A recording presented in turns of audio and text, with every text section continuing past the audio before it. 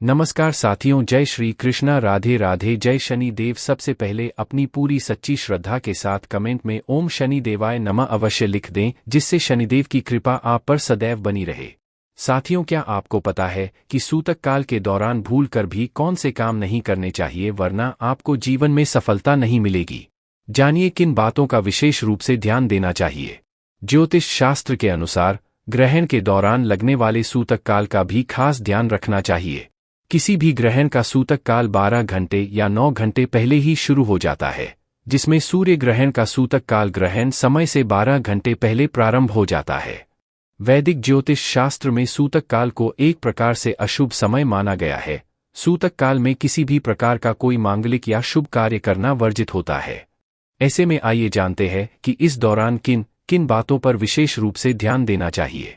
साथियों, चलिए वीडियो शुरू करते हैं, लेकिन उससे पहले ही शनि देव जो भी आपकी छोटे से चैनल को सब्सक्राइब करें, उसके घर में कभी भी धन दौलत की कोई कमी ना हो और उसका पूरा परिवार सदैव हंसता मुस्कुराता हुआ कुशल मंगल रहे। चलिए दोस्तों, सबसे पहले जानते हैं कि इस बार का जो भयंकर सूर्य ग्रहण पड़ रहा है वह वास्तव में कब पड़ेगा और उसकी पूरी सही जानकारी क्या। चैत्र अमावस्या पर 8 अप्रैल 2024 को सूर्य ग्रहण लगने वाला है।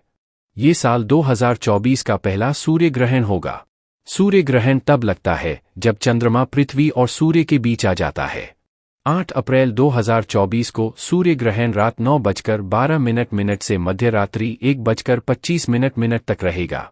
कुल अवधि 4 घंटे 25 मिनट तक रहेगी। ये सूर्य ग्रहण मीन राशि स्वाति नक्षत्र में लगेगा। 8 अप्रैल को दिन में ही लोगों को रात का एहसास होगा, क्योंकि ये पूर्ण सूर्य ग्रहण होगा। जानकारों के अनुसार करीब 7 मिनट तक सूर्य दिखाई नहीं देगा। ऐसा पहले 1970 में हुआ था। इस साल 2024 का पहला सूर्य ग्रहण उत्तरी अमेरिका, केंटुकी, ओहियो, न्यूयॉर्क, पश्चिम यूरोप, उत्तर दक्षिण अमेरिका, प्रशांत अटलांटिक, आर्कटिक आदि कई जगह दिखाई देगा। ये पूर्ण सूर्य ग्रहण भारत में दिखाई नहीं देगा, इसलिए इसका सूतक काल भी मान्य नहीं होगा। पूर्ण सूर्य ग्रहण तब होता है जब सूरज, चंद्रमा और पृथ्वी के बीच ऐसी स्थिति आ जाती है कि चंद्रमा पूरी तरह से सूर्य का प्रकाश पृथ्वी पर जाने से रोक देता है। चंद्रमा की पूर्ण छाया पृथ्वी पर पड़ती है और अंधेरा छा जाता है। इसे खग्रास यानी पूर्ण सूर्य ग्रहण कहते हैं।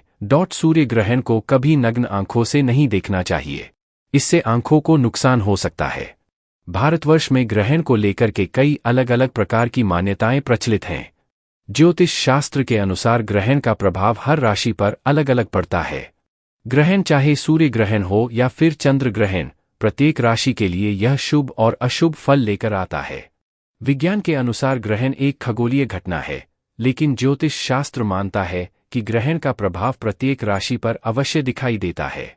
ग्रहण के नकारात्मक प्रभाव को रोक पाना कठिन है, लेकिन कुछ उपाय ऐसे हैं जिनको करने से ग्रहण के दुष्प्रभाव से अपना बचाव कर सकते हैं।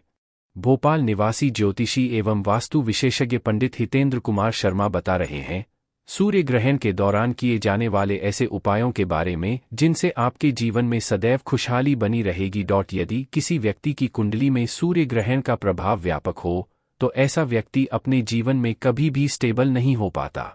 कुछ लोगों को सूर्य ग्रहण के बाद हड्डियां कमजोर होने की शिकायत भी हो सकती है, साथ ही आत्मविश्वास में भी कमी आती है। सूर्य ग्रहण के प्रभाव से कुछ राशि वालों को पिता से सुख प्राप्त नहीं होता और सरकार की ओर से दंड भी मिलता है। शरीर में अकड़न, मुंह में थूक बना रहना, लकवा मार जाने जैसी शिकायतें भी होती हैं। सूर्य ग्रहण के दौरान यदि सूर्य और शनि एक ही भाव में हो तो घर की स्त्री को कष्ट होता है। यदि सूर्य और मंगल साथ हो और चंद्र और केतु भी साथ हो तो पुत्र, मामा और पिता को कष्ट होता है। सूर्य ग्रहण के प्रभाव से गृह कलेश, असफलता, विवाह में देरी, संतान में देरी, संतान से पीड़ा, यह सभी प्रभाव दिखाई देते हैं। सूर्य ग्रहण के दौरान गेहूं, गुड़ और तांबे का दान करना शुभ माना जाता है। सूर्य ग्रहण के पहले और बाद में पति या पत्नी में से किसी एक को गुड़ से परहेज करना चाहिए। अपने सिर से वार करके जल में प्रवाहित कर दें। ऐसा करने से आपको समृद्धि प्राप्त होगी। हिंदू धर्म में दान का अत्यधिक महत्व बताया गया है। सूर्य ग्रहण के बाद किसी निशक्त व्यक्ति की सहायता अवश्य करें। प्रतिदिन अपनी माता का आशीर्वाद लें और चावल, दूध का दान करें। सूर्य ग्रहण के बाद प्रतिदिन हनुमान चालीसा का पाठ करें। मांसमदिरा से दूर रहें और अपने आचरण को शुद्ध रखें। यदि आपके घर के आसपास कोई पीपल का पेड़ है तो उसे प्रतिदिन पानी दें और उसकी सेवा करें। सूर्य ग्रहण के प्रभाव को कम करने के लिए परिवार के सभी सदस्यों से सिक्कों के रूप में पैसे इकट्ठा करें और किसी दिन पूरे पैसे मंदिर में दान कर दें। ज्योतिष के अनुसार ये भी कर सकते हैं। एक नियम, आदित्य हृदय स्तोत्र का नियमित पाठ करें। 2 नियम, सूर्य को जल चढ़ाएं अर्थात अर्घ्य दें। 3 नियम, एकादशी और रविवार का व्रत रखें। चलिए दोस्तों, अब जान लेते हैं कि आपको सूर्य ग्रहण के दौरान कौन कौन सी गलतियों को करने से बचना चाहिए, वरना आपको नुकसान का सामना करना पड़ सकता है। सूर्य ग्रहण के दौरान घर से बाहर नहीं निकलना चाहिए और ना ही सूर्य ग्रहण को कभी भी नंगी आंखों से सूर्य की ओर देखना चाहिए। ग्रहण के समय रसोई से संबंधित किसी भी तरह के कार्यों को भी नहीं करना चाहिए, खासकर खाना नहीं बनाना चाहिए। ग्रहण के दौरान गर्भवती महिलाएं अपने घर से बाहर बिल्कुल भी न निकलें। अगर आप ऐसा करती है तो इसका सीधा असर गर्भ में पल रहे आपके बच्चे के ऊपर पड़ेगा।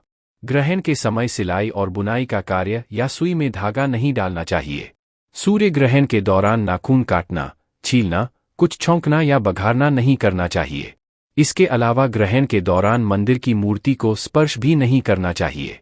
ग्रहण के समय सूर्य देव का ध्यान करते हुए उनके मंत्रों का उच्चारण करना चाहिए। आप इस दौरान सूर्य देव का इस मंत्र का जप कर सकते हैं, ह्रां ह्रीं ह्रौं स सूर्याय नम। इसके अलावा सूर्य देव का एक अन्य विशेष मंत्र का भी जप कर सकते हैं, उग्रनीय सूर्याय नमः। मान्यता है कि इस दौरान मंत्रों का उच्चारण करने से ग्रहण के दौरान फैली निगेटिविटी का व्यक्ति पर असर नहीं पड़ता है। सूर्य ग्रहण के बाद क्या करना चाहिए? सबसे पहले ग्रहण के बाद घर की साफ सफाई करें। इसके साथ ही पूरे घर में गंगाजल का छिड़काव करें। घर के मंदिर में रखे सभी देवी देवताओं की मूर्तियों और चित्रों पर भी गंगाजल का छिड़काव करें और इसके बाद स्नान करें। सूर्य ग्रहण के बाद स्नान आदि से निवृत्त होकर दान अवश्य करें। सूर्य ग्रहण के बाद गाय को हरा चारा भी खिलाएं। इसके साथ ही किसी असहाय व्यक्ति को अन्न दान करें। ग्रहण के दौरान घर में सभी पानी के बर्तन में दूध और दही में कुश या तुलसी की पत्ती या दूब धोकर डाल दें। फिर ग्रहण समाप्त होने के बाद दूब को निकालकर फेंक दें। इसके अलावा ग्रहण शुरू होने से पहले थोड़ा सा अनाज और कोई पुराना पहना हुआ कपड़ा निकालकर अलग रख दें और जब ग्रहण समाप्त हो जाए तब उस कपड़े को आदर के साथ किसी सफाई कर्मचारी को दान कर दें। इससे आपको शुभ फल प्राप्त होंगे। ग्रहण के बाद आप किसी भी देवी देवताओं के दर्शन कर सकते हैं। ग्रहण के दौरान सूतक काल। ज्योतिष शास्त्र के अनुसार सूतक काल को अशुभ काल या दूषित काल माना जाता है। सूतक काल के दौरान भगवान की पूजा की मनाही होती है। इसके साथ ही मंदिरों के कपाट भी बंद कर दिए जाते हैं। इतना नहीं, सूतक काल के दौरान खाना पीना भी वर्जित माना गया है। सूर्य ग्रहण से 12 घंटे पहले सूतक काल आरंभ हो जाता है। इस दौरान आप अपने घर में किसी भी प्रकार के मांगलिक कार्य करना वर्जित माना गया है।